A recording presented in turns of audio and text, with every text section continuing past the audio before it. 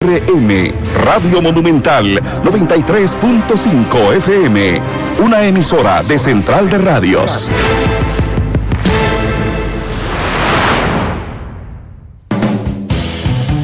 Vivimos en un mundo en constante cambio que usted merece entender, porque es imposible interpretar la realidad que vivimos sin conocer cada uno de sus colores.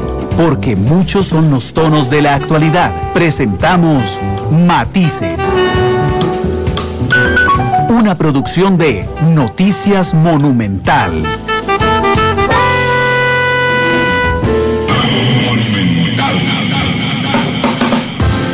La radio de Costa Rica, 2 de la tarde con 4 minutos. ¿Qué tal? Muy buenas tardes. Bienvenidos a Matices, este programa de Radio Monumental en el que analizamos los temas que son noticia en Costa Rica y en el mundo. Muchísimas gracias, por supuesto, por estar con nosotros. Mi invitado de hoy es don Daniel Salas, el ministro de Salud. Mañana se cumple un año de que Costa Rica oficialmente vive la pandemia del COVID-19 y quiero agradecerle a don Daniel que nos acompañará 40 minutos en el programa de hoy. Y ministro, ¿cómo le va? Bienvenido a Matices, ¿qué tal? Mucho gusto, Randall, como siempre, un placer estar compartiendo con toda la audiencia de Matices.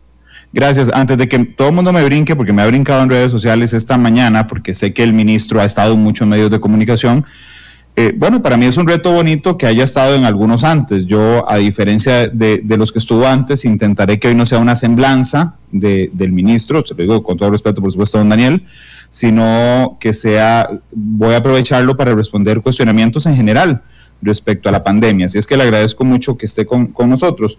Don Daniel, hemos pasado muchas fases de la pandemia. Yo hace un año, el 6 de marzo, estábamos aquí en Matices.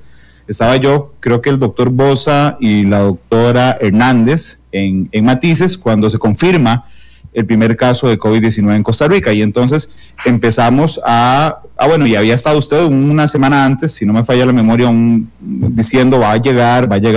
Okay. Después usted convoca a una reunión en Casa Presidencial, algunos periodistas, directores de medios de comunicación, y nos dice, vea, lo que sabemos es que van a ser más o menos 12 semanas, vamos a ponerle cámara lenta al play para que vaya avanzando despacito, pero es imposible no ver la película. Y bueno, yo entiendo que las circunstancias cambian, pero un año después de eso, que ya nos dimos cuenta que no eran 12 semanas, que a veces que pudimos darle cámara lenta un ratito, pero no en toda la película. ¿Cuál es hoy la situación de la pandemia, doctor? Sí, recuerdo muy bien, Randall, ese momento. En realidad eran 12 semanas. Nosotros no sabíamos cuáles eran los periodos más críticos para alcanzar la exponencialidad.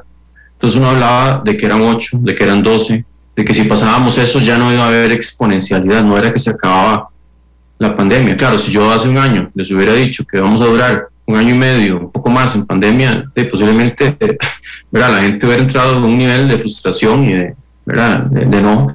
Pero lo que hablábamos sobre todo era eso, de que había un periodo que no estábamos claros, que si lográbamos sobrepasar eso, no iba a haber un aumento exponencial de casos, ¿verdad? Porque el virus no es que tampoco se logra extinguir en tan poco tiempo, ya no deja de circular. Pero claro que ha sido un año, yo diría que de mucho aprendizaje, claro que de mucho drenaje también de energías, pero de mucho aprendizaje para todos, ¿verdad? Y pues el hecho de que haya sido una pandemia por un coronavirus que nunca se había documentado, que como usted lo indica, en su momento había muchas dudas, ¿verdad?, del comportamiento del virus, de sus características, de cómo se iba a transmitir, si habían otros mecanismos de transmisión, todo esto que se fue despejando poco a poco, el mismo hecho que no sabíamos si iba a haber vacuna o no, ¿verdad?, qué tan rápido iba a haber vacuna. Todo eso eran muchas dudas que habían en su momento y que claro, ahora las vemos para atrás y sabemos muchísimas cosas que antes estábamos en ascuas, ¿verdad? Claro, indudablemente. Ministro, pero cuando yo me pongo a ver, hace un ratito estábamos viendo la conferencia de hoy, el corte de hoy, verá, la caída de los casos, yo no me lo logro explicar. Es decir, es imposible que sea la vacuna hoy, con la cantidad que tenemos, la que esté disminuyendo los casos. Según su criterio, ¿qué es lo que está disminuyendo los casos, ministro?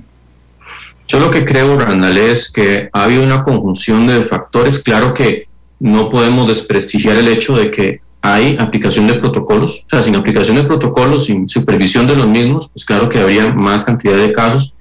Hay un factor importante y es que también recordemos que el virus ha circulado con mucha intensidad en lugares altamente poblados, ¿verdad?, con una densidad poblacional muy fuerte, y que en esos lugares ya también ha habido un agotamiento de susceptibles. O sea, las personas que se pudieron haber enfermado en esos lugares, posiblemente ya la mayoría se enfermó. Sin embargo, eso todavía no llega posiblemente a alcanzar más de un 30% de toda la población. Entonces siempre siguen habiendo bolsones o cantidades de susceptibles muy altas que pueden también propiciar un aumento en la tasa de contagios. El otro factor que también hemos considerado que podría estar influyendo de alguna u otra forma es que estamos en estación seca, y en estación seca, pues, aunque tal vez ahorita sentimos un poco de frío, bueno, yo sé que usted es por el aire acondicionado, ¿verdad?, pero la gente en general abre más las ventanas y tiene más ventilación, ¿verdad?, y la gente tiene más oportunidad de hacer actividades fuera, y eso también es bueno para disminuir contagios. Entonces, pues hay diferentes factores que se están conjugando, pienso yo, para la disminución de los casos, pero insisto, eso no es que esto se vaya a un seguro, ¿verdad?, un sello de que se vaya a mantener de esta forma. Igual, si empieza a afectarse susceptibles en otros grupos poblacionales, puede también encender una tasa de contagios peligrosa. Ministro, yo, digamos, de lo que uno ve normalmente con amigos, familiares, compañeros, también le quería preguntar, yo tengo una hipótesis, tal vez tenga algún peso en la caída de los casos, pero me parece que tal vez la cifra oculta ha disminuido, y le argumento mi hipótesis. Por un lado, digamos, por ejemplo, si alguien siente un dolor de garganta, en el inicio de la pandemia, incluso en el desarrollo de agosto, septiembre, octubre, salía corriendo a revisarse si era COVID o no. Hoy como que se espera un poco más, entonces puede haber gente que le haya dado COVID, que haya tenido síntomas leves, pero o que no puede ir a incapacitarse porque va a disminuir su ingreso durante los siguientes 15 días, o simplemente, digamos, existe una mayor confianza en que, bueno, si me toca, y entonces no reporto que tengo dolor de garganta, me da algo y le digo a todos los demás, es una gripe normal. Esa actitud entiendo que es muy irresponsable, pero creo que podría estar influyendo en la disminución de casos, doctor. Sí, eso que usted dice es cierto, Randall, puede haber, y eso puede estar influyendo en que tengamos un registro menor de los casos, pero también uno lo que tiene que hacer es correlacionar con los casos que usted no puede ocultar. O sea, si alguien tiene una dificultad respiratoria, o en el caso de los fallecidos, ¿verdad?, el caso muy lamentable de las personas que fallecen, estos son números que usted no, o sea, la gente tiene dificultad respiratoria y tiene que ir a un hospital, o sea, no se queda en la casa, ¿verdad?, como diciendo, y esa proporción se mantiene, ¿verdad?, pues siendo siempre aproximadamente un 20, un 15% que ya tal vez ocupan algún tipo de asistencia hospitalaria. Entonces uno lo correlaciona esos datos y sí ve que ha habido una disminución real, pero lo que usted indica es totalmente cierto también, y posiblemente eso esté colaborando en un porcentaje en la tasa de las personas que no necesitan hospitalización o que obviamente no fallecen. Es claro que también eso puede estar ocurriendo. Doctor, yo tengo claro que ni usted ni ninguna autoridad nacional tiene una bolita de cristal, pero yo creo que muchas veces nos hace falta en general como país autocrítica, porque de la autocrítica se aprende. Cuando usted ve para atrás este año, ¿en qué se apresuraron? No, yo lo que considero es que tomamos las mejores decisiones, Randall, con la información que teníamos en ese momento. O sea, usted me dice, vuelva en el tiempo, y claro, con el conocimiento que tiene uno ahora, uno diría, bueno, tal vez esta apertura lo hubiéramos permitido de esta forma, o no he hecho ese análisis, no he entrado a hacerlo, pero lo que sí le puedo decir es que posiblemente con el conocimiento que teníamos en ese momento que se tomaron las decisiones, volveríamos a tomar las mismas decisiones. No, doctor, entiendo eso, porque me parece injusto decirle que se vuelva atrás con el conocimiento de ahora, por supuesto.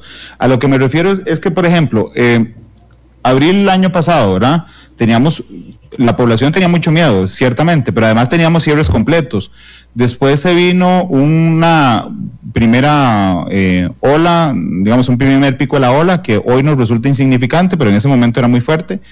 Y después vino la segunda. Cuando uno ve para atrás, usted en lo particular y las autoridades no dicen, pucha, tal vez nos apresuramos en los cierres completos y lo hubiéramos aguantado un poquito más, no a abril, sino a mayo o a junio, tomando en consideración el innegable daño colateral que se le hace a la economía nacional, doctor. Sí, lo que pasa es que también le pongo la otra parte. ¿Qué hubiera pasado si no hubiéramos hecho esos cierres en ese momento y tenemos una curva exponencial con 26 camas dedicadas para cuidados intensivos para COVID-19? no teníamos sensibilización en la población de las medidas, no teníamos protocolos, estábamos avanzando en la elaboración de protocolos. Todas esas camas que se lograron pasar de 26 a 300, ¿verdad? O un poco más, toda esa parte de sensibilización, de comunicación, todo eso que le comento de los protocolos, de que se fueran implementando, que tuviera un compromiso mayor de los sectores, eso fue valiosísimo para que no existiera un riesgo inminente de un colapso del sistema hospitalario muy tempranamente. Entonces, claro que pues, uno diría, sí, ¿y qué tanto pudimos haber hecho en no cerrar tanto, verdad, que no hubiera llevado a una exponencialidad? Esas preguntas, sinceramente le digo, no creo que sean respondidas tan fácilmente, ¿verdad?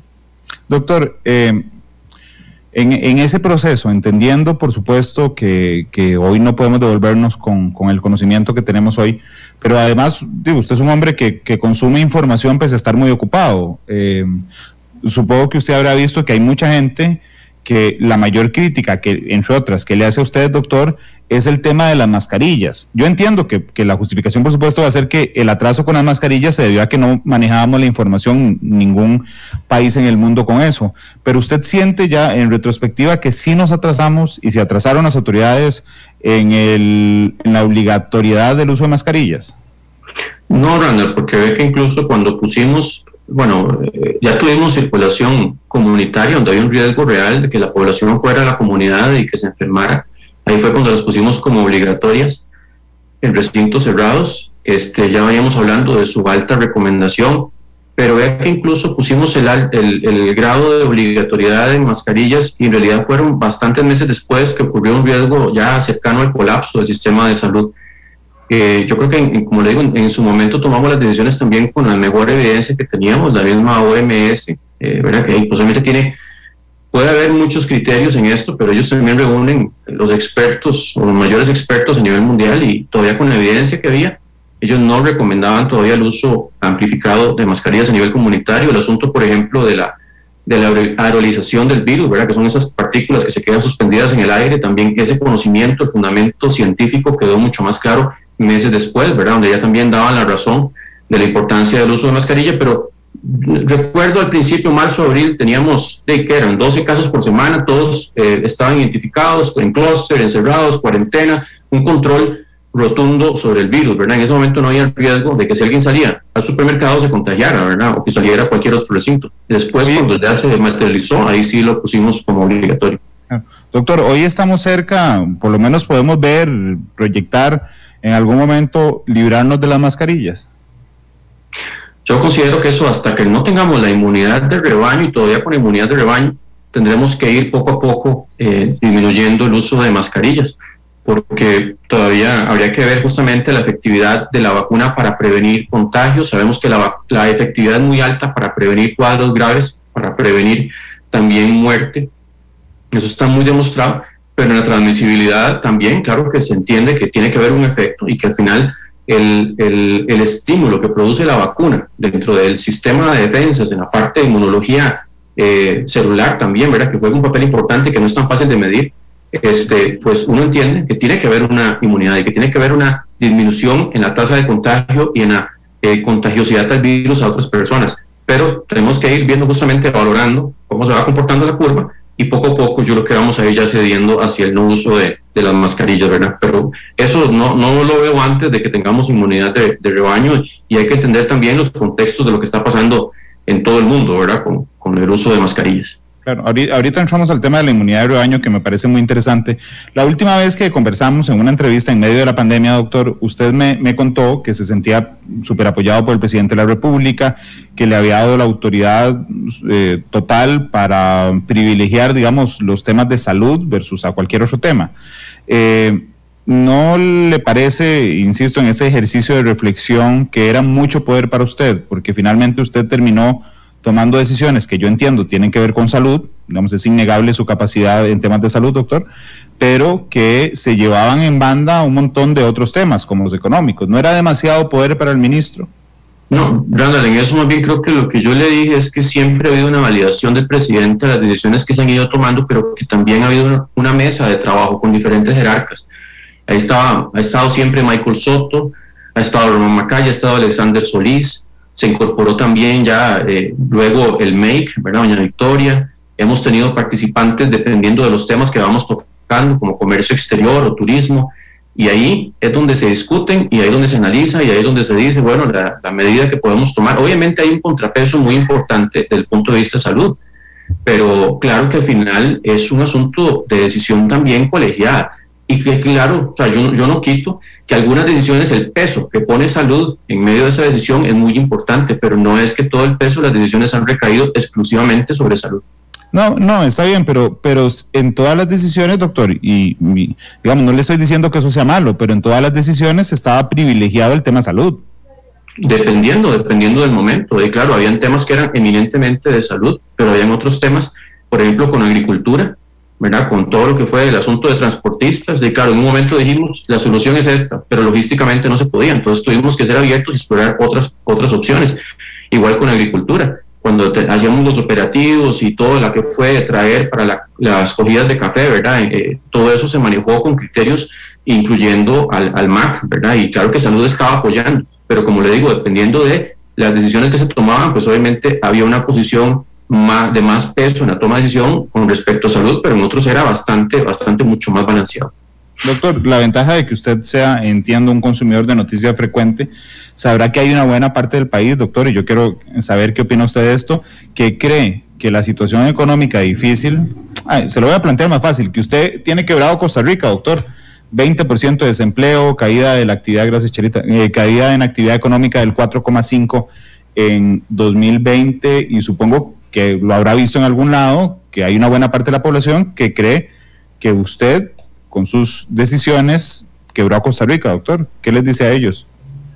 Yo lo que les puedo decir es que es el fenómeno más complejo de los tiempos modernos que hemos vivido como mundo, como comunidad mundial, que las economías en realidad han venido deterioradas por un asunto de protección directa a las personas. Tenemos 2.840 personas fallecidas y yo sé que mucha gente dice, ¿qué importa si hubieran habido 5.000 o 6.000 o 7.000 o 10.000? Con tal de que no hubiera pérdida de trabajos. Yo creo que desestimar esas vidas, y conste que en esto hemos sido muy sensibles también al tema del desempleo, claro que al final entendemos que la salud pública es mucho más que solamente la mortalidad directa, también es el acceso al trabajo, a la alimentación saludable, a la educación, y todo eso pasa por tener justamente posibilidades de empleo. Pero sí, claro que al final, al tratar de que la cifra de fallecidos y el colapso hospitalario no se materialice, pasa también por tomar decisiones que son muy en pro de proteger directamente la vida, en ese impacto directo que tiene la persona del encuentro con el virus y la muerte, que se da pues lamentablemente en un porcentaje no despreciable de la población que tiene ciertas condiciones. Doctor, esa crítica que entiendo la conoce, yo lo conozco desde antes de ser ministro y sé que usted es una persona muy auténtica y además es una persona muy tranquila y muy trabajador. ¿Esa crítica le parece injusta? No, yo lo que creo es que es el virus. O sea, lo que hacemos acá es tratar de articular los sectores para que no haya una cantidad mayor de fallecidos. O sea, ya hemos dicho, 2.800 fallecidos, ¿verdad? Por una sola causa en Costa Rica, esto no se ve en tiempos modernos. Y por eso yo insisto en que si tuviéramos aquí 5.000 fallecidos o 7.000, también estarían reclamándome a mí, ¿por qué, ministro, no se tomaron medidas más fuertes? ¿Por qué no se protegió más la salud? ¿Verdad? En otros países he visto esos reclamos también en los gobiernos. ¿Por qué dejaron que se diera el contagio masivo? Y claro, tienen tasas de letalidades altísimas. Entonces, de aquí hemos tratado de encontrar un balance que jamás va a ser el perfecto, jamás va a ser el más deseado, pero ha sido el balance que justamente ha buscado, y como lo hemos dicho muchas veces, proteger directamente la vida de las personas, que claro que al final sabemos que en el medio del desempleo también hay protección de vidas, pero ya hemos dicho que el virus es un virus que implacablemente afecta a los que están más susceptibles con problemas de factores de riesgo y que los puede matar en cuestión de días. Y eso es lo que hemos visto, ¿verdad? Y es lo que hemos visto incluso en otros países donde yo les decía, tal vez aquí estamos hablando en eso que usted me está diciendo porque no tuvimos ataúdes apilados en una iglesia de personas que se estaban muriendo en las casas, que no fueron atendidos en hospitales o que ya las morgues estaban completamente rebalsadas. Si hubiéramos tenido esa situación en nuestro país, estaríamos completamente, posiblemente esa versión ni siquiera estaríamos discutiendo eso. Claro, le voy a preguntarle más a la tica, ¿esa crítica no lo agüeva? No, yo creo que no, porque yo entiendo que al final hay muchas mentes con muchas formas de ver el mundo, ¿verdad? Y todavía hay gente que niega que existe el virus. Y claro que al final uno tiene que aceptar que ese es el mundo, que tenemos un montón de personas, ¿verdad? Y que todas las personas piensan diferente, que no todas van a tender a coincidir con uno, con el gobierno, con las medidas que se han tomado. Eso es claro y es la parte de la realidad y es parte de bregar en medio de situaciones tan complejas y tan extremas como estas. Doctor, entiendo que todas las semanas aprendemos algo del virus. Desde el punto de vista de comunicación, es una situación fascinante, y no me malentiendan, una situación fascinante para cualquier periodista, y supongo que para un epidemiólogo será pues lo mismo desde el punto de vista científico. Hoy sabemos mejor, hoy entendemos desde el punto de vista médico y farmacológico, sabemos tratar mejor al COVID y a los pacientes graves de COVID.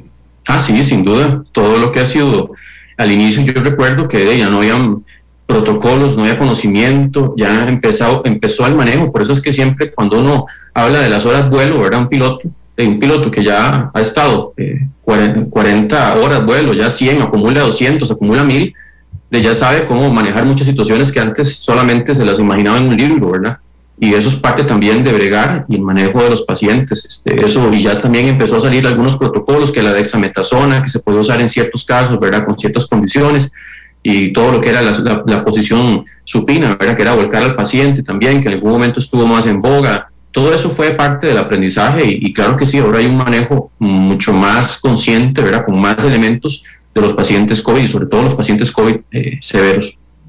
Okay. Doctor, tenemos la ventaja y es innegable, digamos, el logro de ser el primer país en América en contar con la vacuna y eso yo creo que es innegable. Sin embargo, ha habido atrasos que son independientes del deseo de la Administración Nacional. Es decir, Pfizer en algún momento paró de mandarnos, el mecanismo COVAX nos dijo, suave, ustedes no van en la primera distribución de Pfizer, tienen que esperarse a la AstraZeneca. La proyección de vacunación completa de la población objetivo ha variado conforme a esos atrasos.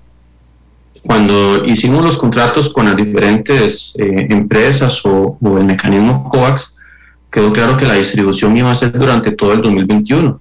No se indicó en ningún momento, ¿verdad? Y yo creo que en eso las compañías han tenido mucho cuidado porque la demanda es muy fuerte por parte de todos los países, ¿verdad? Es igual, no es que Costa Rica es la excepción, están todos tratando de conseguir más vacuna, más rápido, en la misma historia que estamos viviendo nosotros. Y partiendo de esa realidad, o sea, que no fue que nos dijeron, en el primer semestre del 2021 les va a llegar el 100% de la vacuna, ninguna compañía, no sé, tal vez con Israel es un caso ahí, era muy aparte, muy singular, pero ese tipo de negociaciones no se han hecho en general, ¿verdad? Ellos han dicho durante el 2021, claro, estamos conscientes que cuando ya tengamos ingreso de COVAX, ingreso de AstraZeneca, y eventualmente si Pfizer nos dice, bueno, ya aumentamos capacidad de producción, puede ser, ¿verdad? Que además de cubrir más países, también vamos a poder acelerar el envío de vacunas, pues eso claro que va a fortalecer la estrategia de vacunación y eso va a ser una realidad posiblemente en estos primeros 5 meses del 2021 que vamos a poder tener una aceleración en todo lo que es la estrategia de vacunación. AstraZeneca llega en mayo, ¿verdad? Que es la noticia que tenemos preliminarmente, correcto. Ok, conforme esa planificación de las llegadas, ¿verdad? ¿Cuándo terminaríamos en 2021 de vacunar a la población objetivo? Había hablado con la doctora Barca, me había dicho diciembre, bueno, me dijo el último bimestre de 2021. ¿Sigue siendo esa proyección? Sí, porque hasta ese mes están planificadas entregas de vacunas. Ahora, hay hitos importantes en el avance de la vacunación, por ejemplo, lograr la vacunación del grupo 2, que es el grupo de los adultos mayores y mayores también de 58 años, que sin necesidad de tener otro factor de riesgo, sabemos que tienen un riesgo incrementado de complicarse, de fallecer. Entonces también poder vacunar a este grupo también nos quita mucho estrés, porque sabemos que eso puede disminuir o va a disminuir la mortalidad y el estrés hospitalario ya en un porcentaje importante. Pero la inmunidad de rebaño como tal sí la vamos a alcanzar posiblemente más adelante en el segundo semestre que más temprano.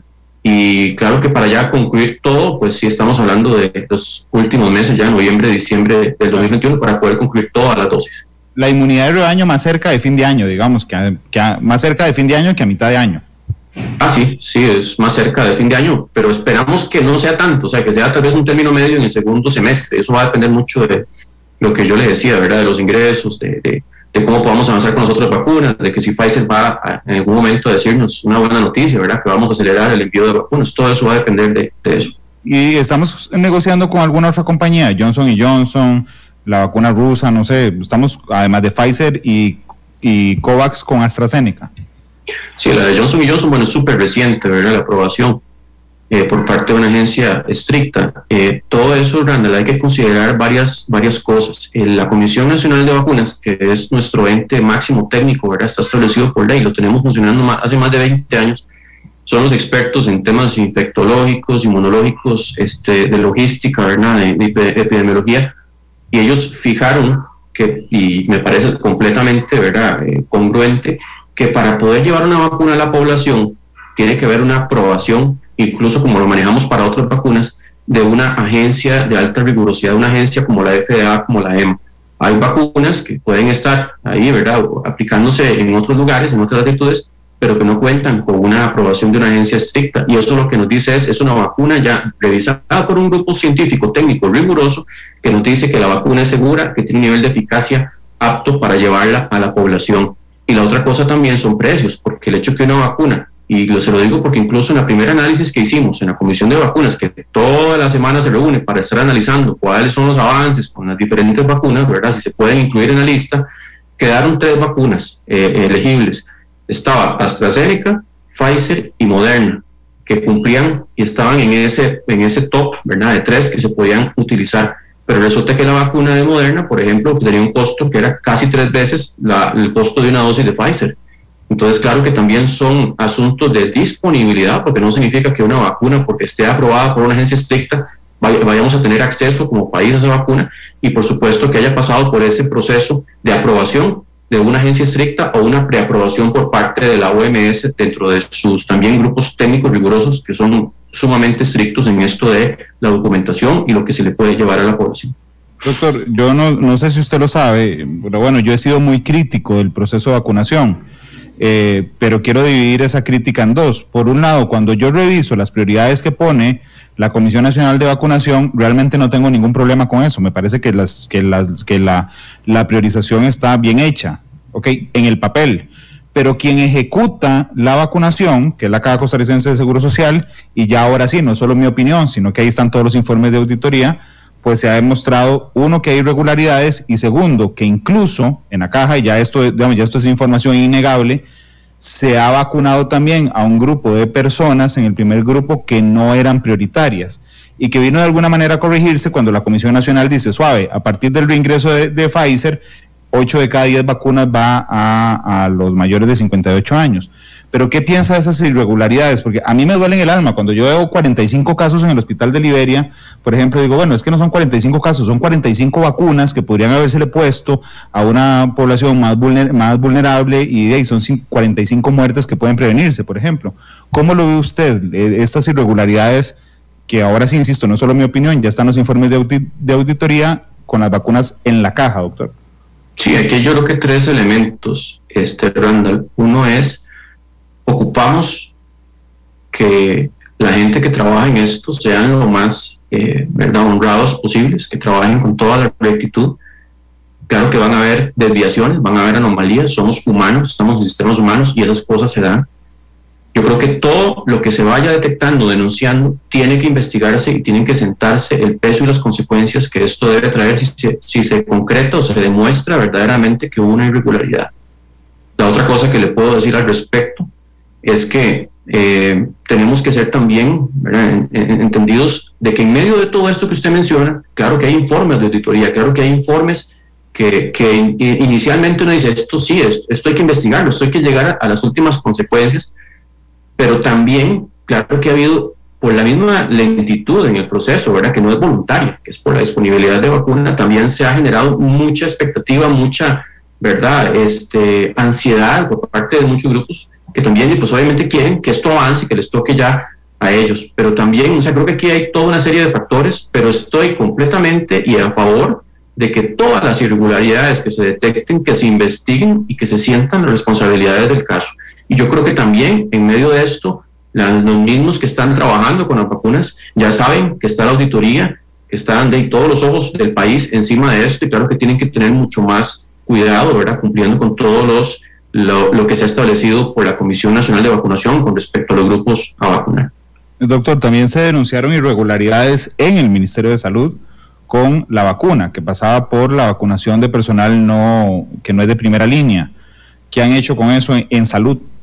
Yo creo que esto ha sido una mala comprensión de la labor que ejerce el Ministerio de Salud, Brenda. Nosotros hemos definido la primera línea como los niveles locales y regionales, que son los que van y hacen las notificaciones, que son los que están recibiendo las denuncias, que van a campo todos los días a trabajar con las órdenes sanitarias, con las investigaciones de brotes, con todo esto.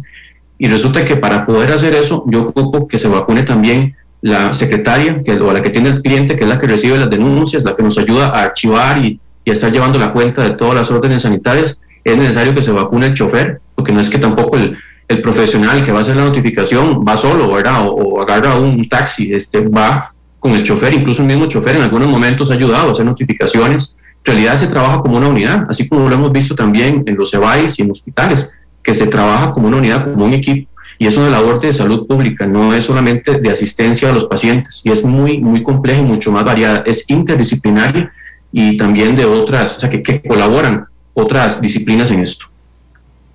Doctor, le dije que no tengo ningún problema con la priorización que hizo la Comisión Nacional, realmente cuando lo leo en el papel está muy bien, pero otra irregularidad en la práctica, ¿verdad?, es que una vez que confirmamos, que hemos logrado confirmar como país, que hubo vacunación de personal no prioritario por parte de la Caja, y tenemos un montón de profesionales privados, incluyendo los odontólogos, por ejemplo, reclamando la vacuna, ¿ha hecho alguna presión el Ministerio? Se lo pregunto transparentemente, porque el Colegio Médico ya brincó también para que vacunemos a los médicos que trabajan en lo privado antes de los funcionarios en vacaciones en la Caja, doctor. Sí, en la misma comisión de vacunas hemos tocado el tema varias veces. Yo como ministro les he dicho la necesidad de que empecemos a vacunar al sector privado. Mandé una nota hace una semana y resto, se mandó una nota del Ministerio de Salud a la Caja para que procedieran ya con la vacunación, por lo menos de los hospitales, ¿verdad? Que sabemos que ahí está el grupo 1A, pero también hay que comprender que es importante que exista una validación de los profesionales que se vayan a vacunar por parte de los colegios. Cuando es lo mismo tener un carnet que dice que vence en el 2023 y puede que usted ya no esté activo, usted no está dando consulta. Y también los colegios han estado también en esa tarea de depurar, de decir, esta es la lista, se la envían a la Caja, se la envían al Ministerio, por eso hemos ido procediendo y vamos a proceder para vacunar también a los del grupo 1B. Pero ya todos los hospitales privados han iniciado su proceso de vacunación, prácticamente todos. Ok, doctor, me quedan 1, 2, 3, 4, 5, 6, 7, me quedan 7 preguntas, así es que voy a ir, porque tampoco quiero robarle más tiempo del que acordamos, pero no quiero desaprovechar ninguna pregunta. Las compras irregulares en la Caja, que entiendo es de la Caja, no del Ministerio de Salud, pero a mí lo que me da cólera, y le confieso, es que estamos en un proceso donde necesitamos una enorme confianza a la población, ¿verdad? Y estas torpezas, como lo que pasa en la Caja con las mascarillas y con algunas otras cosas, viene a minar la confianza, y bueno, Salud es el rector. ¿Qué le parece ese tema en medio de la desconfianza que generan?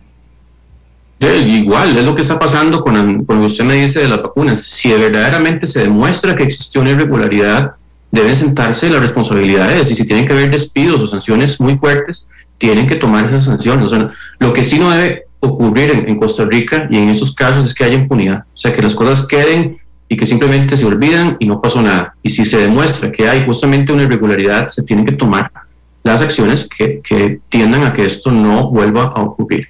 Incluso no solamente es el despido, la sanción, es ver qué está pasando con los procedimientos, qué está pasando con la dinámica, ¿verdad?, que se está dando en medio de esto, la dinámica institucional. Doctor, en medio de toda la polémica y de lo pesado en lo personal que ha sido para usted, pero también en lo profesional que ha sido pesado esto, y en la polémica y en un montón de cosas, y en la presión, ¿ha pensado en renunciar en algún momento en medio de esta pandemia? No, señor. El momento más bajo para mí fue cuando falleció mi padre. Tal vez ahí sí, yo sentía, ¿verdad?, como que decía, puchale, que estoy tan bajo de ánimos que posiblemente, pues, hasta en ese momento sí lo pensé. Fue el único momento. Pero de ahí en adelante no, porque realmente uno tiene que también, si uno está liderando esto y uno le pide a la población que no claudique, que no tire la toalla, uno tiene también que dar el ejemplo. Y es parte también de decirle a la población, aquí estamos, vamos caminando juntos con esto. Y no se vale tirar la toalla, porque al final es un virus que él no tira la toalla, ¿verdad? El virus no nos va a decir, me voy de vacaciones.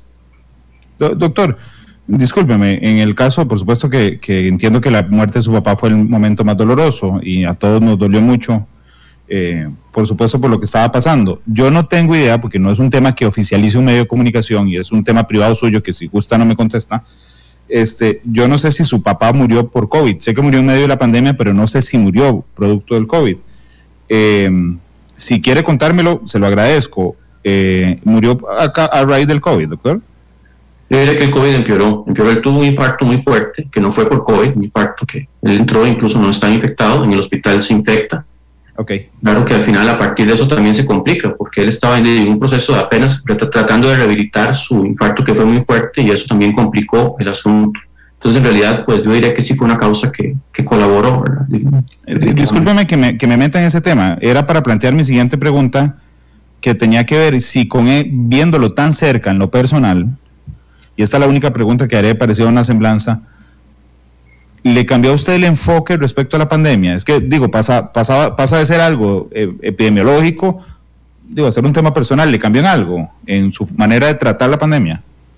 No, pues obviamente uno comprende más el dolor y tal vez mucho de la gente que le ha dicho, ¿verdad?, que por qué se hizo todo lo que se ha hecho para que hayan menos muertes. Es donde yo le decía a Randall, pudimos haber tenido 5,000, 10,000 muertes, ¿verdad?, a esas alturas, y no lo es, y me alegro mucho por los papás, por las mamás, por los abuelos, que están todavía ahí con sus nietos, con sus hijos, con su familia, pudiendo ser parte de esa familia, ¿verdad? Y yo en eso me regocijo enormemente y siento muchísimo el dolor de todas las personas que han partido y las personas que han estado alrededor de esa gente, porque uno lo entiende, claro que mucho más, ¿verdad?, con mucho mayor empatía. Doctor, me quedan 5 preguntas, intentaré hacerlas lo más rápido posible. Hay unas medidas que realmente a algunos de nosotros, incluyéndome, y se lo digo con todo respeto, nos parecen absolutamente sin sentido. Por ejemplo, en un inicio permitir los buses, hoy las playas con cierres a las 6, que la gente vacila incluso, ahí dice, ya a las 6 sale el COVID a contagiarse, ahí algunos parques cerrados. Hay algunas que realmente, la restricción por placa el fin de semana, que incluso ya se tomó la decisión de levantarse, pero aún con la decisión de levantarse, todavía tuvimos un fin de semana con cierres. Hay algunas medidas que realmente no se entiende la lógica. Por supuesto que yo no soy especialista, pero ¿cómo ve usted esa crítica? Porque realmente hay algunas que uno piensa a veces, se lo digo, insisto, doctor, con todo respeto, que se las sacaron de la manga. No, todo ha tenido un respaldo, una lógica. El asunto de los buses, por ejemplo, siempre cuando tuvimos la restricción vehicular, siempre se contempló la excepción para que la gente se transportara en su vehículo personal para ir al trabajo, una situación de urgencia como una cita médica. Los buses, claro que al final tienen que habilitarse porque hay gente que no tiene su carro, ¿verdad?, y que tiene que ir a trabajar y que tampoco tiene una opción como de quedarse en la casa, ¿verdad? En eso también hemos sido, claro, nosotros dijimos en la medida de lo posible al principio quédese en casa, pero hay gente que tiene que ir a trabajar y tienen que estar los buses en transporte público habilitado. Con esto, por ejemplo, de la restricción de los fines de semana, los estudios han respaldado que ha sido una de las medidas que más ha colaborado para disminuir contagios. En este momento podemos quitarla con mucho mayor tranquilidad porque sabemos que las cifras han estado disminuyendo y han estado estables, pero hay correlación estadística positiva hacia la disminución de casos, por ejemplo, de la restricción vehicular en horarios ya después de las 11 de la noche y también con respecto a los fines de semana. Entonces yo creo que las medidas, incluso del mismo Estado de la Nación, la UCR ha dado estudios donde dice, se demuestra la efectividad en la disminución de la movilización a través de las medidas de restricción vehicular. Doctor, el regreso a los estadios, aunque sea controlado, está cerca. Es una pregunta reiterada que le han hecho ahí en Facebook. Yo creo que progresivamente podríamos ir contemplando aforos disminuidos una vez que avancemos sustancialmente con la vacunación, pero serán aforos disminuidos, controlados, y justamente tenemos que evaluar las consecuencias de o cómo se está comportando todo esto. ¿Lo podríamos ver en el próximo mes, esta apertura, en marzo, digamos, aunque sea? No, tan cerca no, Renan. Yo diría que tenemos que por lo menos salir del grupo 2 y plantear qué mecanismos o qué aforos se podrían eventualmente permitir. Los médicos de la caja, que actualmente por ejemplo, los generales que atienden en citas y esto, no están atendiendo presencialmente. Entiendo que esto es de caja y no salud, doctor, pero una vez vacunados, ¿podrían regresar a la presencialidad como se hace en las clínicas privadas todavía? Sí, de hecho que en el lineamiento nuevo de vigilancia de la salud, por ejemplo, se dice que una persona, un funcionario de salud que ya tiene el esquema completo y que han pasado más de 14 días desde la segunda dosis, mientras no sostenga síntomas, por ejemplo, no hace falta ponerlo en cuarentena si ha estado en contacto con un caso positivo, en un contacto directo. Sí se le hace una prueba al 5º día, pero eso, justamente esas medidas que ya se están ajustando, permiten retomar con mayor facilidad y con mayor fluidez los servicios de salud que se han ido interrumpiendo, que se han venido interrumpiendo. Doctor, me quedan 3 preguntas. En el inicio hicieron anuncios a cada rato. Cenibiot era uno de esos, el suero equino y el plasma. Cenibiot, yo no sé qué pasó, pero creo que no pasó nada, a menos de que usted me lo corrija. El suero equino, las expectativas eran muy altas, me parece a mí, y plasma no tengo claro qué pasó. ¿Me podría contar? Bueno, lo del suero equino y usted dice el plasma de los pacientes recuperados, el plasma convaleciente. Ajá, exactamente. Ese se siguió usando, sin embargo no se demostró una efectividad clara, ¿verdad?, en su uso.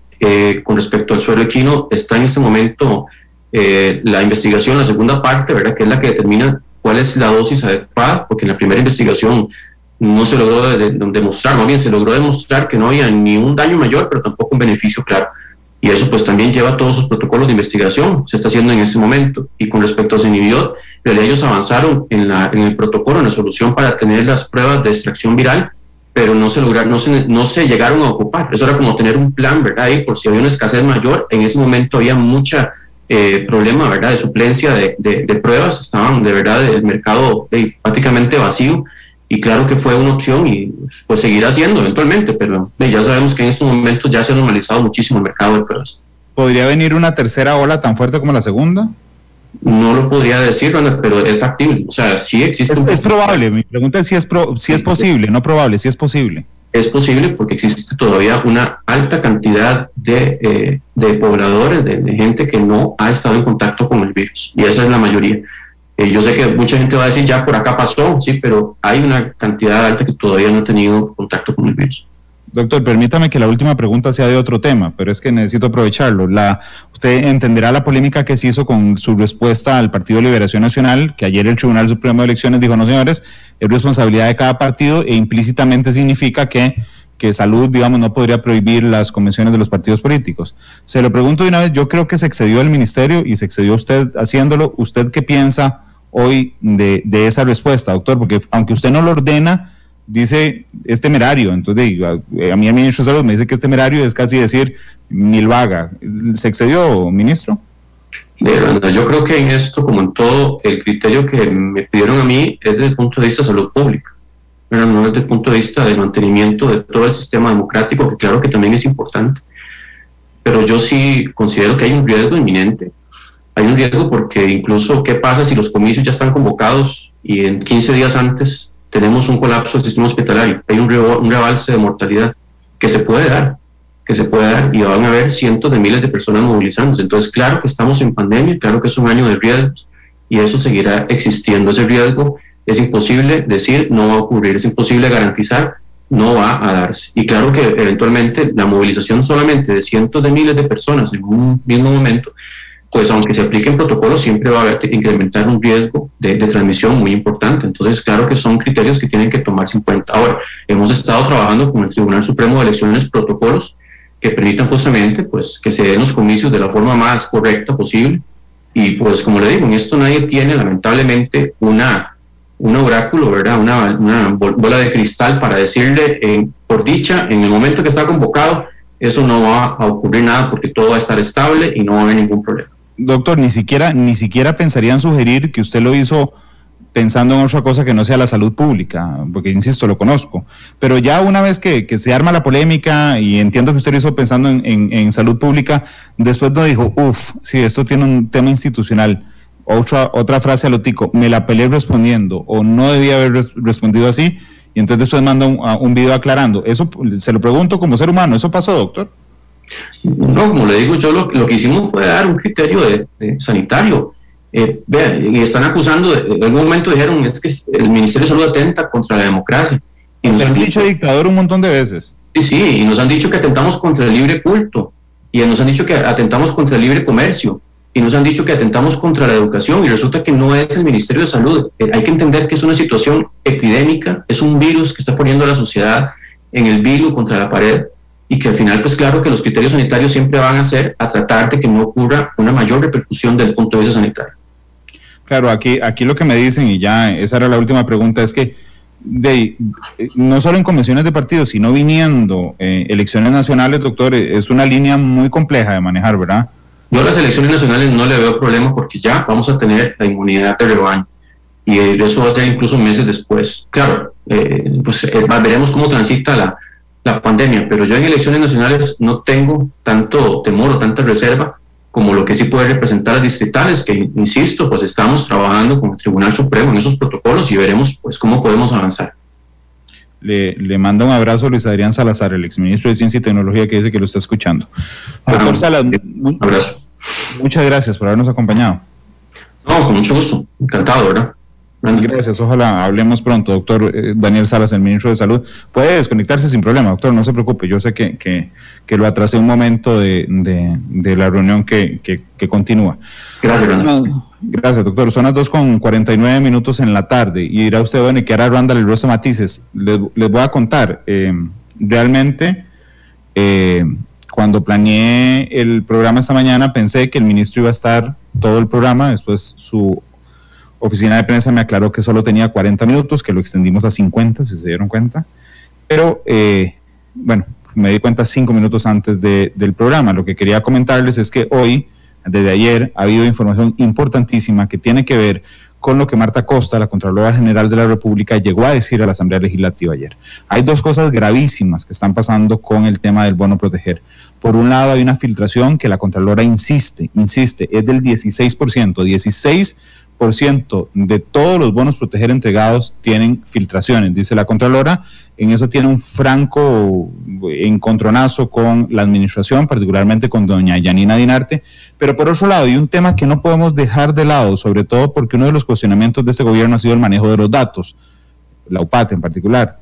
Bueno, resulta que todos los datos que dio usted si recibió el bono proteger están en manos de un privado. Hace un par de horas en el noticiero le hice una entrevista a doña Marta Costa que me parece muy reveladora respecto a este tema. Así es que vamos a la pausa, son las 2:50 y regresamos en Matices con la entrevista de la Contralora General de la República, Marta Acosta.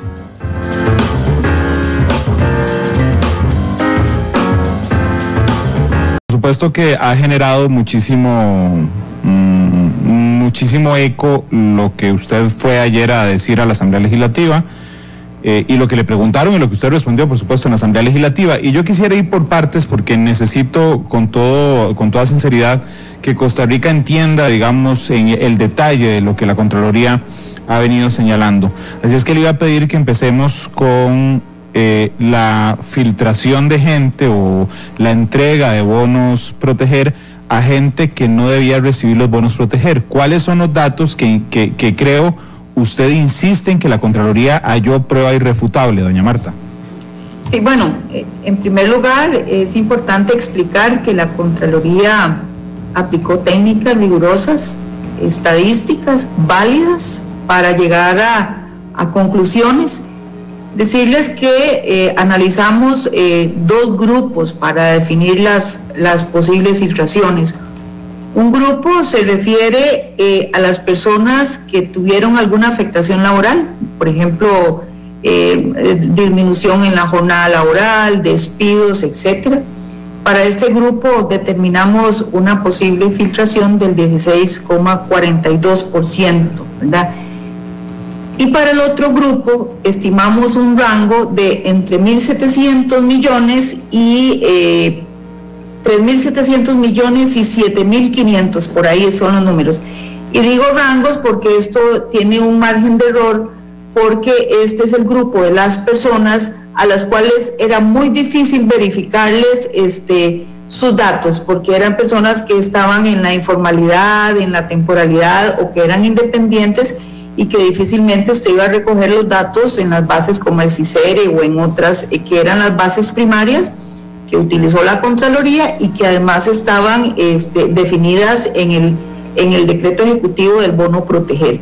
Entonces, ese 16,42% más esos rangos de los informales, la Contraloría ha estimado de manera rigurosa, estadística y científica, que esto oscila entre los 11.249 millones y los 15.046 millones de colones de posibles filtraciones entre estos dos grupos. Aquí mencionar, Randall, que una diferencia importante que ha sido mencionada por la administración es en cuanto al 16% de filtraciones en el grupo de personas con afectaciones laborales, no con relación al segundo grupo, que oscila entre los 3.700 y los 7.000 millones, porque ese grupo, digamos, hasta ahora no se ha referido a la administración.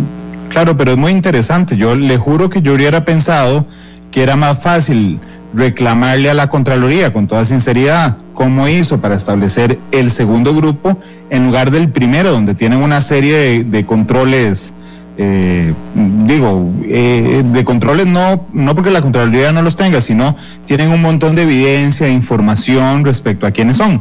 ¿No le parece, doña Marta, llamativo que la discusión sea por ese primer grupo y no por el segundo? Bueno, sí, nos ha llamado mucho la atención que no haya referencia a ese tema.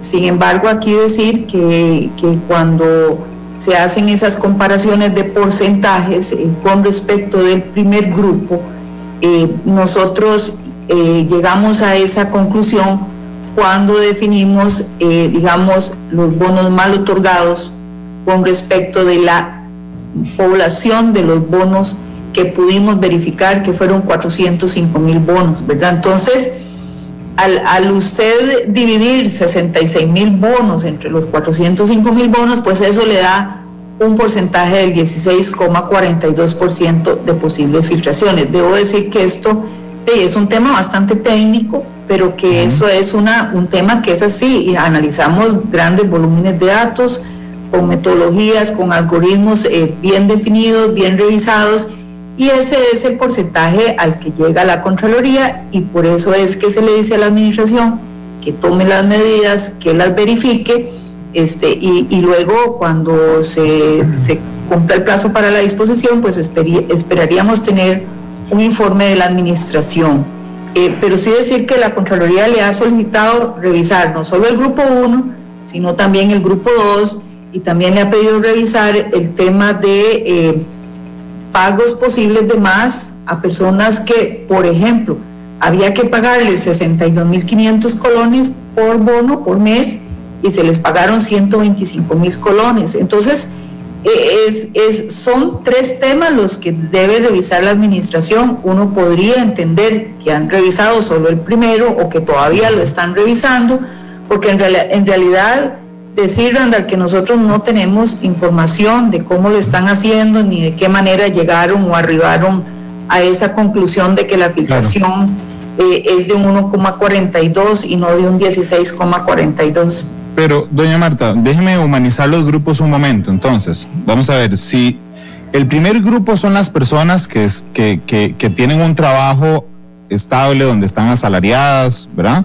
Donde uno tenía que llevar la carta, o presentar la carta, no llevarla, presentar la carta, donde decía, aquí está la carta de mi patrono que dice que me bajó el salario o que me suspendió el contrato. Eso es muy fácil porque ahí está la carta y usted puede ver quiénes son los patronos, si efectivamente reportó ante el Ministerio de Trabajo que iba a reducir las jornadas o que iba a suspender contratos. Ese es el primer grupo. Okay.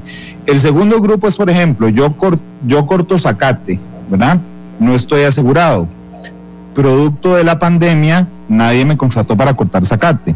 Entonces yo me meto al sistema y le digo a la administración, vea, yo no tengo un trabajo estable, yo soy un trabajador informal, corto zacate, pero tengo días o meses de que no recibo ni un 5 porque ya nadie me contrata para cortar zacates. Ese es el segundo grupo, en el que usted no puede ir a ver dónde está la carta del patrono, sino tiene que confiar en la palabra, digamos, de esa persona. Y el tercer grupo es que aunque sí cumplan los requisitos, como por ejemplo tener la jornada disminuida, que le correspondían 62.500 colones, se le depositó de más. Esos son los tres grupos de análisis, ¿no, Marta?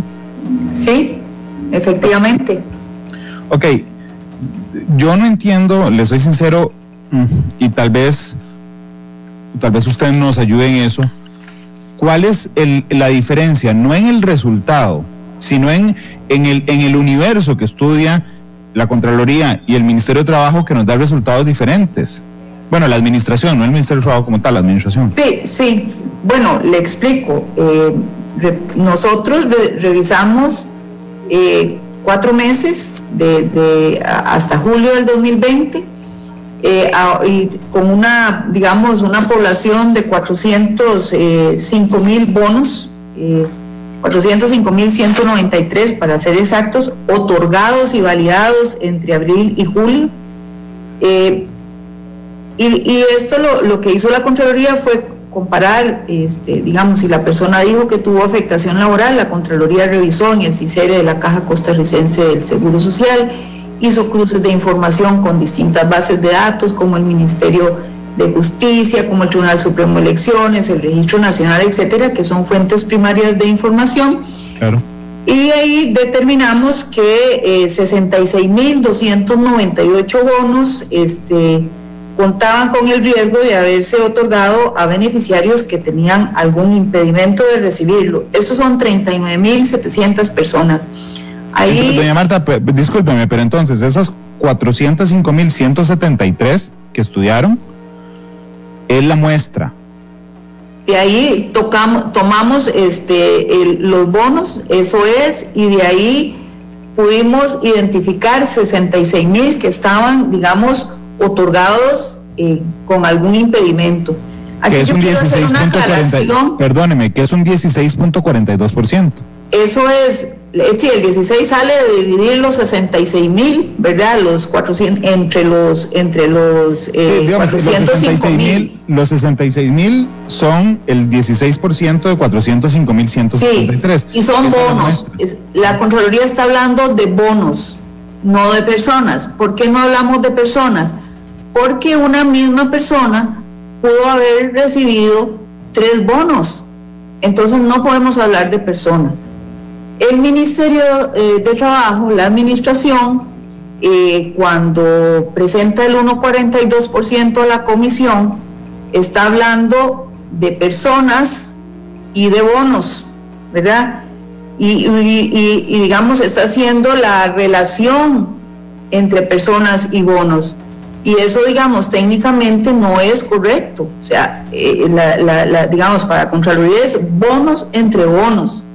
Usted no puede hacer personas entre bonos.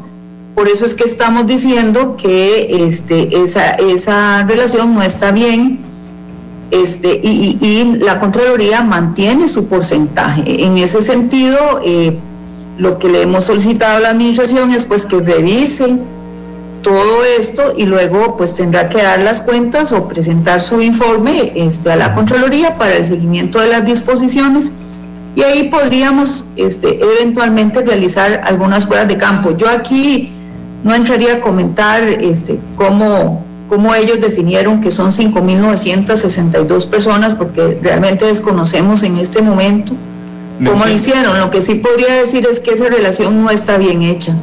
Le entiendo, doña Marta, pero entonces, para simplificarnos a nosotros los mortales, porque sé que es un tema mucho más técnico que esto. Ok, ustedes agarraron una muestra de 405,173 personas, estudiaron, fueron bonos. Ya. Son todos los bonos otorgados, los 405,000, ¿verdad? 193 fueron otorgados y que Contraloría validó, ¿verdad? Ok. Y de ese porcentaje, ustedes revisaron los 405,193, fueron a validarlos y eso les dio el resultado del 16,42. Exacto, que 66,000 fueron otorgados eventualmente con impedimento, ¿verdad? Ok, ahora bien, yo le quiero preguntar algo. Yo tengo evidentemente gente que me cuenta muchas cosas de muchas instituciones. La Contraloría es una de esas, doña Marta. Y quiero preguntárselo directamente. A mí me han relatado que el proceso de investigación respecto a este tema le ha generado a los funcionarios de la Contraloría malos tratos, malas crianzas, faltas de respeto por parte de la administración. Y yo sé que usted no me lo ha dicho, pero entiendo que es una jerarca responsable y que defenderá a su equipo si es así.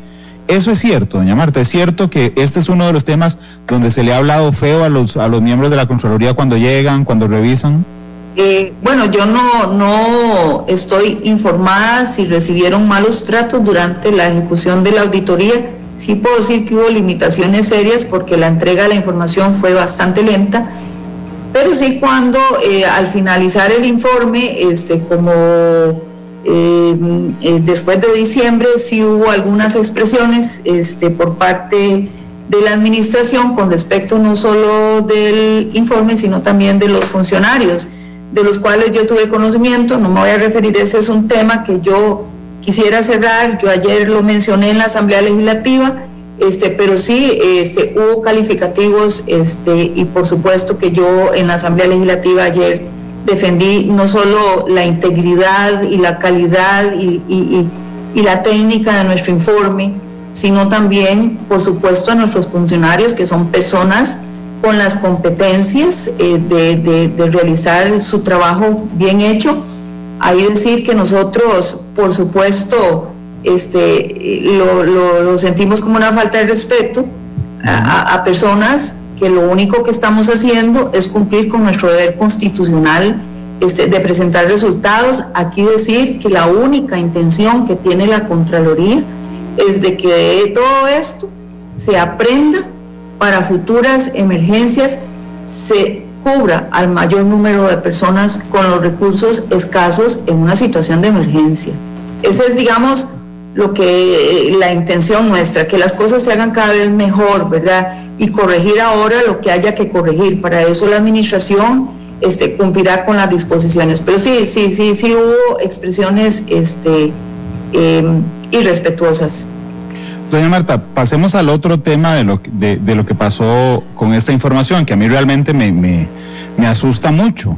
Resulta que la administración no está en control de los datos. O sea, yo sé, y se lo quiero contar aquí, que hubo en algún momento una intención de decir, vean, en lugar de llenar un formulario donde usted cuenta hasta el color de las medidas que tiene, ¿verdad?, que sean los patronos, cuando le piden permiso al Ministerio de Trabajo para rebajar salarios o para suspender contratos, que informen de una vez cuáles de ellos, o sea, que manden la lista para autorizarles el bono proteger.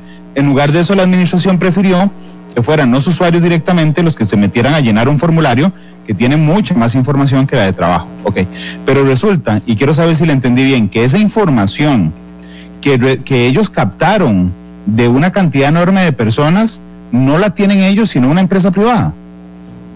Bueno, sobre ese tema, decir que estamos realizando una auditoría, pero en ese proceso encontramos esa situación que usted apunta. La base de datos está en manos de una empresa privada y la Contraloría, de manera muy preventiva y para mayor oportunidad, le ordena al Ministerio de Trabajo, a la jerarca, que tome las medidas correspondientes para que asuma la administración y el control de la base de datos de manera inmediata. Ok, pero ayúdeme a entender una cosa, tal vez así lo entiendo mejor yo. Digamos que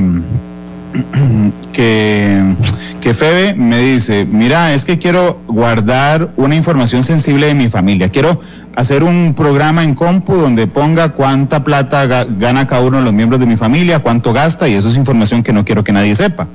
Entonces yo le digo, mira, no te preocupes, yo tengo servidores. Yo tengo 3 opciones, ¿verdad? Una es de darle un servidor físico y decirle, toma, llévatelo para la casa y nadie se va a meter aquí. Okay.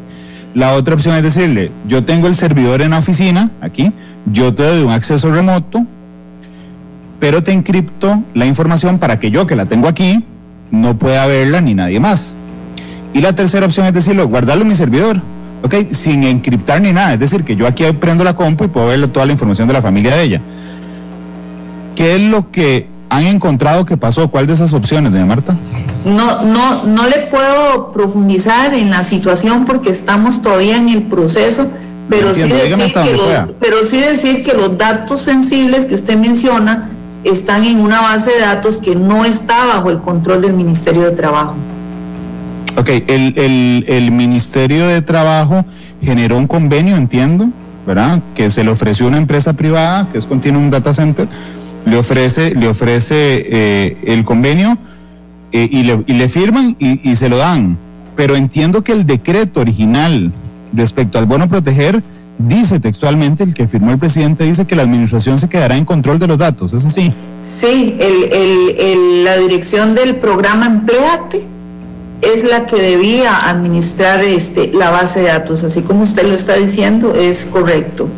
Doña Marta, y si no, insisto, le voy a preguntar, y si es un detalle que no me pueda confirmar, con toda tranquilidad me lo dice, pero hay dos bases de datos, una en el Ministerio de Trabajo y una en esta empresa privada, o el Ministerio de Trabajo no tiene nada de base de datos. El Ministerio de Trabajo no tiene control de la base de datos, lo tiene la empresa. ¿Y está encriptada o algo que ustedes sepan? Eso no te lo voy a explicar. Ajá. Ok, ¿ustedes tienen manera de ver si la empresa ha utilizado esos datos o eso no es resorte de la Contraloría? No hemos visto ese tema. ¿Pero sí es resorte de ustedes? Lo que es resorte nuestro y lo que es de nuestro mayor interés es el resguardo de la información sensible, y estamos en esa investigación. No le puedo decir hasta dónde hemos podido entrar. Doña Marta, la última pregunta de este tema. ¿Han decidido, que tiene toda la facultad la Contraloría, de trasladar este tema y particularmente la seguridad de los datos al Ministerio Público? Bueno, ustedes saben que el Ministerio Público ha dicho públicamente que está analizando todo este tema. ¿Sí? No, es claro, sí. Pero lo está haciendo de ese lado, pero otra cosa es decir, ojo, tenemos informe, aquí está el hallazgo, va para la Fiscalía. Nosotros de momento lo tenemos nosotros, okay. Lo estamos analizando nosotros, y eventualmente si hubiera que trasladarlo, pues se trasladaría, y entiendo, o sea, nosotros hemos realizado algunas coordinaciones con el Ministerio Público desde que ellos anunciaron que estaban en este tema, nos han pedido información, nos han pedido los informes, pero en este tema concreto aún no. Doña Marta, dos preguntas más que no tienen que ver con este tema, pero son las últimas de la entrevista. Esta semana ocurrieron varias cosas en la discusión de la Ley de Empleo Público. Una de esas, lo sabrá usted, se le dio un trato diferenciado a las universidades, aunque algunos diputados mantienen que todavía las tienen amarradas respecto a las comisiones colectivas y al tema de los salarios. Y ayer se aprobó que se pudieran ver pluses pese al salario global, como el sonaje y otras cosas. La Contraloría, que ha sido tan clara en el tema de la situación fiscal del país, pero además del desorden del empleo público, ¿qué opina de esto? Bueno, Randall, yo creo que la Contraloría ha sido, digamos, suficientemente clara en sus posiciones, no solo a través de criterios y asistencias a comparecencias, sino también en todos los foros donde nos han preguntado, y nuestra posición, por supuesto, es que no debe haber exclusiones. Seguimos manteniendo esa posición, y en el tema de si va a haber un salario global, pues no podría haber ese tipo de pluses que usted está mencionando, porque un salario global se debe determinar sobre los salarios de mercado y no tomar en consideración ese tipo de pluses. Esa ha sido nuestra posición, que es de carácter técnico, pensando no solamente en el tema de la remuneración, que es importante y es el que es notorio ahora por la situación fiscal, sino también pensando en ordenar toda la fragmentación y toda la atomización que existe en el sector público en esta materia. Entonces, si tenemos excepciones, vamos a seguir con la atomización. Esa es la posición nuestra. De hecho, le iba a preguntar eso, porque, no se llama ley de salario público, como para que lo único importante sea el salario global, porque tienen más cosas. Sí. Entonces, entendiéndole a los diputados que mantienen a las universidades y a las municipalidades, por ejemplo, que las mantienen con el salario global y con el control de las comisiones colectivas, pero hacen las excepciones en otras cosas de la ley, ¿tampoco están de acuerdo en esas excepciones, doña Marta? Nosotros, para ser muy franca, cuando los diputados decidieron excluir a las empresas en competencia y a los entes públicos no estatales, dijimos, bueno, si ya las excluyeron y no hay vuelta de hoja, entonces estaríamos de acuerdo, o sugeriríamos más bien, en que por lo menos les apliquen postulados básicos, digamos, de todo el tema que tiene que ver con excelencia del servicio, con equidad salarial, ¿verdad?, etcétera, que les apliquen todo lo que tiene que ver con el modelo de empleo, ¿verdad?, en cuanto a los componentes de la planificación, del reclutamiento y selección, del desarrollo, etcétera, y que además lo que no le aplique, porque así ya lo decidió el legislador, entonces que las políticas o las leyes que vayan a usar y las políticas que definan, etcétera, lo publiquen en la plataforma de empleo público que contiene el proyecto en el artículo 11. Claro. Porque también hay que decir aquí que el sistema de empleo público en Costa Rica es poco transparente. Es muy difícil encontrar cuál es el salario final de una persona, es muy difícil encontrar la normativa que les rige. Imagínense que nosotros cuando en el 2018 hicimos un estudio sobre la materia de remuneraciones, nos costó muchísimo llegar a determinar en qué normas se basaban algunos de los pluses y de los incentivos. Entonces, si va a haber excepciones, ¿verdad? Entonces que publiquen, ¿verdad? Que publiquen. Claro, pero en este caso es al revés de las empresas en competencia, porque ahí les dejaban el salario global y las exceptuaban de lo otro. Aquí están amarrándolas al salario global y exceptuándola de todo lo otro. Es la misma posición. No es la misma posición para nosotros. La de ustedes es la misma posición. No. Porque ustedes no quieren que los exceptúen nada.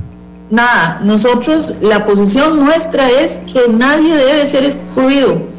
Y habíamos estado, ni siquiera las empresas en competencia, Randall. Claro, pero de ninguna parte de la ley. De ninguna parte de la ley. Esto último lo sugerimos a raíz de que ya las excluyeron, ¿verdad? Porque ya se habían aprobado las mociones, entonces nosotros dijimos, bueno, si el legislador, porque evidentemente nosotros respetamos esas decisiones, si ya decidió, entonces que por lo menos les apliquen los postulados básicos, porque aquí también se busca ordenar en la materia de empleo público. Pero si han debilitado la posición nuestra es que no se excluya a ninguna institución. Todos somos servidores públicos y si se trata de una ley marco tiene que cobijar a todo el funcionariado. Pero en relación con el origen del texto, supongo, me parece lógico que es su opinión y de la Contraloría, que sí se ha debilitado. Sí, por supuesto. O sea, yo en este momento, Randall, para ser muy sincera, no conozco todo el detalle de lo que ha cambiado. Cuando se hizo la primera ronda de mociones 137, la Contraloría hizo envió un criterio de oficio porque precisamente se estaban dando las exclusiones, se le estaban dando algunas competencias a la Contraloría para refrendar convenciones colectivas. Entonces hicimos ese criterio. En este momento, usted lo sabe muy bien, todos los días hay cambio, todos los días se están aprobando cosas, entonces es muy difícil llevarle ese pulso y es muy difícil estar hablando. Lo que más nos preocupaba en los últimos días era precisamente el tema de las exclusiones, pero ya habíamos dicho y ya fuimos muy insistentes, y sí veo que conforme pasan los días, pues se salen más instituciones y están excluyendo más, y al final se puede perder el propósito del proyecto de ley, ¿verdad? Eso es lo más grave que uno puede ver en esto, porque al final estamos perdiendo alcanzar el imperativo constitucional de tener un régimen único de empleo público. Doña Marta, me pasé de tiempo, pero me queda solo una pregunta. La semana pasada tuve aquí en Matices al presidente del Colegio de Médicos, el doctor Mauricio Guardia, y me hizo un planteamiento al aire que a mí me llamó la atención. Las vacunas, fuera de lo que uno podría creer, las vacunas contra el COVID, no son de la caja, sino que quien las compra en nombre del Estado costarricense es la Comisión Nacional de Emergencias. ¿Okay? La Comisión Nacional de Emergencias compra las vacunas, se las entrega a la caja porque es el órgano que ejecuta la vacunación. Entonces, bajo ese argumento, Mauricio le pedía a la Contraloría General de la República que por favor se metiera, tomando en consideración que era un contrato de la Comisión Nacional de Emergencias y que como las auditorías de la caja han determinado que ha habido fallos en la colocación, que se metiera a investigar la Contraloría también tratándose de fondos públicos. Sí, le quiero preguntar qué opinan de eso. Sí, francamente no estamos contemplando ingresar a la distribución de las vacunas. Ya la Contraloría tiene demasiados temas que está en este momento analizando.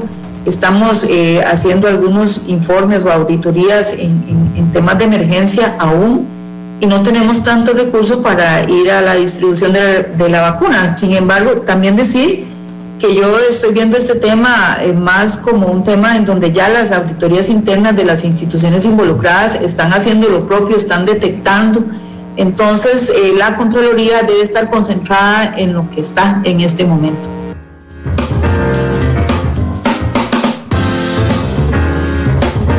Todas las perspectivas, cada punto de vista. Exploramos la realidad y cada uno de sus tonos. Esto fue Matices por Radio Monumental.